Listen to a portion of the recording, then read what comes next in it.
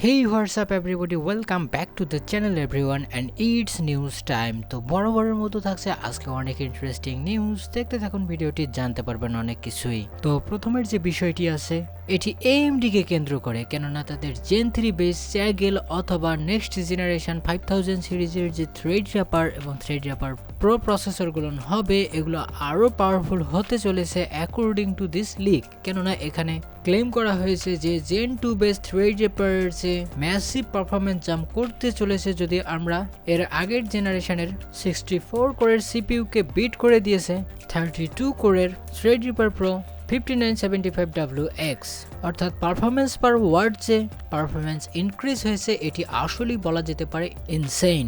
Speaking about insane, অবশ্যই বলতে হবে ইন্টেলের 12 জেন এল্ডার লেক মোবাইল সিপিউর কথা। অর্থাৎ আমরা যদি এখানে সর্বোচ্চ 14 কোর এবং 20 থ্রেডের HK সিরিজের যে সিপিইউগুলো আছে এগুলো আনবিটেবল পারফরমেন্স করতে পারে ইনক্লুডিং ডেস্কটপ। ইয়েস, আমি ডেস্কটপেরই কথা বলছি। অর্থাৎ নর্মাল 5 ক্লাস বা 7 ক্লাসের যে সিপিইউগুলো আছে এগুলোর চেয়েও অনেক ভালো পারফরমেন্স করতে পারে বলে আমি আশা করছি 12 জেনারেশনে। আর তাছাড়াও যদি আমি WCC F-Tech অথবা ভিডিও কার্ডসের লিক থেকেও বিষয়টি বলি, তো তাদের যে প্রিভিয়াস জেনারেশন অর্থাৎ টাইগার লেকের কথা বলি অথবা দি মনস্টার রাইজেন 9 5980HX তার কথাও বলি, তার চেয়েও অনেক ভালো পারফরমেন্স করেছে।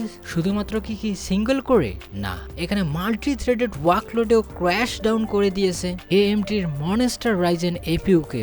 আর তার চেয়েও মজার বিষয় অ্যাপেলের M1 Max যে সিপিইউটি আছে এটি আপনারা জানেন যে কতটা ইনসেইন লেভেলের পারফরমেন্স করে, সেটিকেও হয়তোবা চূর্ণ বিচূর্ণ করে দিয়েছে ল্যাপটপ বা নোটবুক প্রসেসরের জগতে। তাদের যদি প্রিভিয়াস জেনারেশনে দেখি অর্থাৎ Core i9 11980HK তার স্কোর ছিল 1745 সিঙ্গেল করে এবং মাল্টি করে 10500 এর কাছাকাছি। আর এবার চলে গেছে সেটি 1851 থেকে ম্যাসিভ 13256 স্কোর করতে পেরেছে Geekbench 5 ভার্সনে। লিটারেলি সবাইকে আউট পারফর্ম করে দিয়েছে 12 generation এল্ডার lake. Speaking about এল্ডার lake, অবশ্যই বলতে হবে তাদের যে ডেস্কটপ CPU গুলো হবে এগুলোর প্রাইসিং মোটামুটি ইনক্রিজ হতে চলেছে অ্যাকর্ডিং টু প্রিভিয়াস জেনারেশন। তবে আমি যদি এখানে প্রাইস টু পারফরমেন্স রেশিও দেখি এটি আসলেই ইনসেইন এবং ইন্টারেস্টিং হতে চলেছে। কেননা আমরা জানি যে প্রিভিয়াস জেনারেশনের Core i9 কতটা পারফর্মেবল প্রসেসর ছিল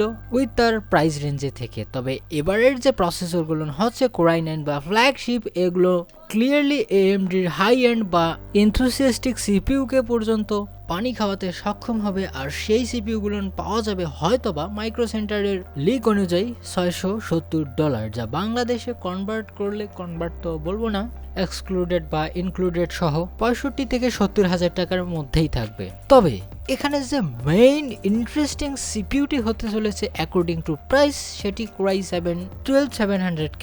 কেননা শুধুমাত্র $470 তারা ক্লেম করছে, যা টোটালি মাইন্ড বগলিং হতে চলেছে।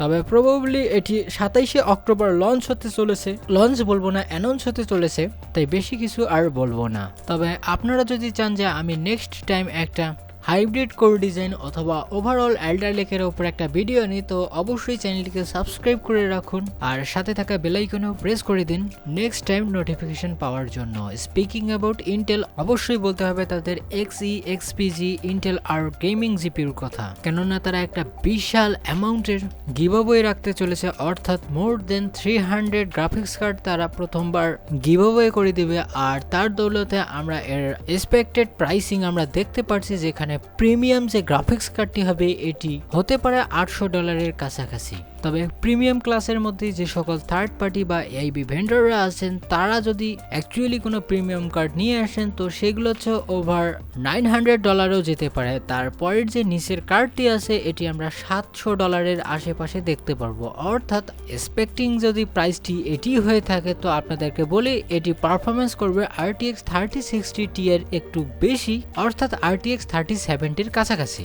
RTX 3070 প্রাইস $600 আর ইন্টেল বলছে এরকম পারফরমেন্স করবে আমাদের হাই এন্ড বা টপ এন্ড জিপিইউটি। তবে সেক্ষেত্রে আপনাকে পেমেন্ট করতে হবে $800 থেকে $900। বিষয়টা এরকম, ইন্টেল বলছে AMD এবং Nvidia কে যে গ্রাফিক্স মার্কেটে আপনারা কি করে আসছেন, গেমারদের কষ্ট তো আর দেখা যাচ্ছে না, এইরকম প্রাইসিং, আমরা অনেক হতাশ।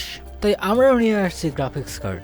আপনাকে আর চিন্তা করতে হবে না, শুধুমাত্র 800 বা 900 ডলার দিলেই আমরা খুশি। আর আপনারা যারা বাজেট গেমার আছেন আপনাদেরকেও চিন্তা করতে হবে না, কারণ আমরা 700 ডলারের মধ্যেই 2060 মতো একটা কার্ড দিয়ে দিব। আহা, ইন্টেলের এরকম চিন্তাধারায় আমি শিহরিত। তবে দেখি 27শে অক্টোবর তারা কি করে। তবে গিভঅ্যাওয়েতে অংশগ্রহণ করতে চাইলে তার ডিটেল ডেসক্রিপশন বক্সে দিয়ে দেব। আর এটি আমার কথা না, খোদ ইন্টেলই বলেছেন। স্পিকিং অ্যাবাউট ইন্টেল, অবশ্যই বলতে হবে তাদের সিইওর কথা, এবং তিনি একটা স্টেটমেন্ট দিয়েছে যেটি অনেক টেক লাভারদের অনেক ডিসঅ্যাপয়েন্ট করতে পারে। কেননা বর্তমান সময়ে যে গ্লোবাল বা সিলিকন শর্টেজেস চলছে পৃথিবীতে, এটি ডিলে হতে পারে 2023 সাল পর্যন্ত সবকিছুই ব্যালেন্স হতে। তবে আমার মনে হয় 2022 সালের থার্ড বা ফোর্থ কোয়ার্টারে এটি সমাধান হয়ে যেতে পারে বলে আমি মনে করি। তবে ইন্টেলের আরেকটা নিউজ এখানে পিছিয়ে গিয়েছিল, সেটি হচ্ছে খুবই ইন্টারেস্টিং। কেননা Core i5-12600K যে সিপিইউটি হবে, এটি অলমোস্ট 47% ফাস্টার হতে চলেছে as compare to Ryzen 5 5600X। It's totally crazy. বর্তমান সময়ে 5 ক্লাস যে সিপিইউ গুলো আছে সেটির সর্বোচ্চ স্কোর করছিল 5600X, যাকে অলমোস্ট 47% পারফরমেন্স গ্যাপে বিট করে দিতে পারে Core i5। আর এই জন্যই বলি আমার সবচেয়ে প্রিয় সিপিইউ বা প্রসেসরটি হতে চলেছে আপকামিং Core i5-12600K, যা আমাদের মতো বাজেট এবং মিড রেঞ্জ ক্যাটাগরির ইউজারদেরকে ফুলফিল তো করবেই গেমিং / প্রোডাক্টিভিটিতে। তাই আমি এই বিষয়টিকে পজিটিভলি দেখছি। অর্থাৎ Core i5 এর প্রাইসে আপনি পেয়ে যাবেন Ryzen 7 বা Core i7 লেটেস্ট ক্লাসের প্রসেসরগুলোর পারফরমেন্স।